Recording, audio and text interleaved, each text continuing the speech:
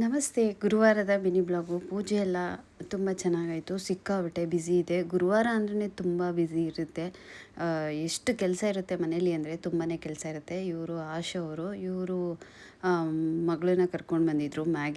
Maggi ಬಂದಿದ್ಲು. ಹಾಗಾಗಿ ನಮ್ಮ ಮನೇಲಿ ಮತ್ತು ರಾಯನ್ನು ಮತ್ತು ಕುಶ್ನ ನೋಡೋಕ್ಕೆ ಅಂತ ಅವರು ಬಂದರು. ಹಾಗಾಗಿ ನಮ್ಮಮ್ಮ ಮೊಸೊಪ್ಪು ಸಾಂಬಾರು ಮತ್ತು ಹಪ್ಳ ಎಲ್ಲ ಕರೆದಿಟ್ಟಿದ್ರು. ಪೂಜೆ ಎಲ್ಲ ತುಂಬ ಚೆನ್ನಾಗಾಯಿತು. ನಮ್ಮಮ್ಮ ಯಾವಾಗಲೂ ಅಷ್ಟೇ ಗುರುವಾರ ಫಿಕ್ಸ್ ಆಗಿಬಿಟ್ಟವ್ರೆ ಮೊಸೊಪ್ಪು ಮಾಡೋಕ್ಕೆ. ಅದೇನೋ ಅಂತ ಗೊತ್ತಿಲ್ಲ, ಯಾವಾಗಲೂ ಹಾಗೆ ಅವರು ಗುರುವಾರ ಮೊಸೊಪ್ಪು ಸಾಂಬಾರು ಮಾಡಿಬಿಡ್ತಾರೆ. ಆಮೇಲೆ ಮಕ್ಕಳಿಗೆಲ್ಲರಿಗೂ ಕೂಡ ಹಪ್ಳ ಕೊಟ್ವಿ ತಿನ್ನೋಕ್ಕೆ. ನಮ್ಮ ರಾಘು ಅಂತೂ ಏನೂ ಮುಟ್ಟೋದಿಲ್ಲ. ನಮ್ಮ ರಾಯನ್ನು ಮತ್ತು ಖುಷು ಅವರಮ್ಮ ಬಂದಿರೋದಕ್ಕೆ ತುಂಬಾ ಖುಷಿ ಆಗ್ಬಿಟ್ರು. ಹೆಂಗೆ ಅಂದರೆ ಲಾಸ್ಟ್ ತನಕ ನೋಡಿ ವಿಡಿಯೋನ. ನಮ್ಮ ರಾಯನಂತೂ ಅವರಮ್ಮನ್ನ ತುಂಬಾ ಮಿಸ್ ಮಾಡ್ಕೊತಾ ಇದ್ದ ಅಂತ ಅನಿಸುತ್ತೆ. ಅವರಮ್ಮ ಹೋಗ್ಬೇಕಾದ್ರೆ ತುಂಬಾ ಅವನು ಹೆಂಗೆ ಇದು ಮಾಡ್ತಾನೆ ಅಂದರೆ ಲಾಸ್ಟಲ್ಲಿ ವಿಡಿಯೋ ನೋಡಿ ಗೊತ್ತಾಗುತ್ತೆ. ಆಮೇಲೆ ಪೂಜೆ ಎಲ್ಲ ಆಯಿತು. ಊಟ ಮಾಡೋಣ ಅಂತೇಳಿ ಎಲ್ಲ ತಂದು ಸಾಂಬಾರು ರೈಸು ಎಲ್ಲ ಇಟ್ಕೊಳ್ಳೋಣ ಅಂತ ಇಟ್ಟೆ. ನಾವು ಯಾವಾಗಲೂ ಅಷ್ಟೇ ನಮ್ಮ ಮನೇಲಿ ಊಟ ಅಡುಗೆ ಏನೇ ಮಾಡಿದರೂ ಎಲ್ಲ ತಂದು ಅಲ್ಲೇ ಇಟ್ಬಿಡ್ತೀವಿ. ಯಾಕೆಂದರೆ ನಮ್ಗೆ ಯಾವ್ದು ಬೇಕು ನಾವು ಅದನ್ನು ಬಡಿಸ್ಕೋಬೋದು. ಬಂದವ್ರಿಗೂ ಕೂಡ ಸಂಕೋಚ ಇರಲ್ವಲ್ಲ. ಹಾಗಾಗಿ ನಮ್ಮ ಮನೆ ಮಕ್ಕಳಂತೂ ನಮ್ಮ ಕೈ ಕಾಲಿಗೆ ಸಿಗುತ್ತೆ. ಆದರೂ ಏನೋ ಅಂತ ಖುಷಿ ನಮಗೆ ಮನೇಲಿ ಅವರೆಲ್ಲ ಇರೋದ್ರಿಂದ. ನನಗಂತೂ ತುಂಬಾ ಖುಷಿ ನಮ್ಮ ಮಕ್ಳಿಗೆ. ಇವರು ಅವರ ಮಕ್ಕಳು.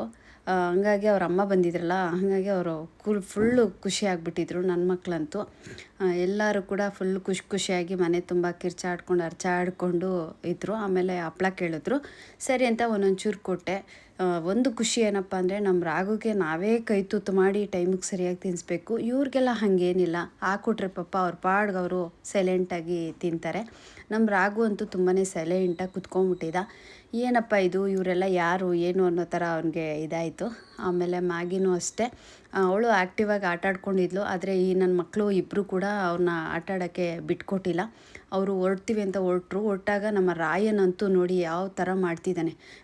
ಬಾ ಬಾ ಅಂತ ಅವರು ಬೆಲ್ಟೆಲ್ಲ ಹಿಡ್ಕೊಂಡು ಎಳಿಯಕ್ಕೆ ಹೋಗ್ತಾ ಇದ್ದ. ಹೋಗಬೇಡ ಅಂತ ಇಲ್ಲಿ ಅಡ್ಡ ಹಾಕ್ಕೊಂಡು ಇಬ್ಬರು ಕೂಡ ಅಡ್ಡ ಹಾಕ್ಕೊಂಡ್ಬಿಟ್ಟವ್ರೆ. ನಮಗೆ ಬೇಜಾರಾಯಿತು. ಆದರೂ ತಾಯಿ ಪ್ರೀತಿ ಇದ್ದೇ ಇರುತ್ತಲ್ವ, ಹೋಗಲ್ಲ. ಹಾಗಾಗಿ ಇಬ್ಬರು ಮಕ್ಕಳು ಕೂಡ ತುಂಬ ಬೇಜಾರು ಮಾಡ್ಕೊಂಡಿದ್ರು. ನಮ್ಮ ರಾಯನಂತೂ ತುಂಬ ಕೋಪ ಮಾಡ್ಕೊಂಡಿದ್ದ. ಒಂಥರ ಬೇಜಾರು ಮಾಡ್ಕೊಂಡಿದ್ದ. ನಮ್ಮಮ್ಮ ಬಿಟ್ಟು ಹೋಗ್ತಾ ಇದ್ದಾಳೆ ಅಂತ. ಅವನು ಯಾವಾಗಲೂ ಹೊಸ್ಲು ದಾಟಿ ಆಚೆ ಹೋಗ್ತಿರ್ಲಿಲ್ಲ.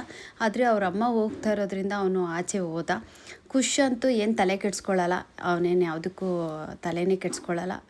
ಎಲ್ಲ ಇದಕ್ಕೂ ಅವನು ಅಡ್ಜಸ್ಟಬಲ್ ಆಗಿಬಿಡ್ತಾನೆ. ಆದರೆ ನಮ್ಮ ರಾಯನು ಒಂದು ಸ್ವಲ್ಪ ಸೆಂಟಿಮೆಂಟು ಅಂತ ಅನಿಸುತ್ತೆ.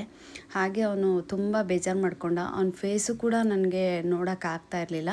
ಆಮೇಲೆ ಅವರು ತುಂಬ ಲೇಟಾಗಿತ್ತು, ಹೊರಡ್ತೀವಿ ಅಂತ ಅಂದರು. ನಾನು ಕಳ್ಸೋಕ್ಕೆ ಅಂತ ಹೋದೆ. ಆದರೂ ಅವನು ಹೊಸ್ಲು ದಾಟಿ ಬಂದೇ ಬಿಟ್ಟ. ನಾವು ಹೊಸ್ಲು ದಾಟಿ ಬರಬಾರ್ದು ಅಂತ ಅವನಿಗೆ ಒಂದು ಸ್ವಲ್ಪ ಕಂಡೀಷನ್ಸ್ ಹಾಕಿದ್ವಿ. ಆದ್ರೂ ಕೂಡ ಅವನು ಬಂದ ಅಂದರೆ ತಾಯಿ ಪ್ರೀತಿ. ಇವತ್ತಿನ ಬ್ಲಾಗು ಹೀಗಿತ್ತು. ಮುಂದಿನ ವಿಡಿಯೋ ನನ್ನ ಯೂಟ್ಯೂಬ್ ಚಾನಲಲ್ಲಿ ಇರುತ್ತೆ.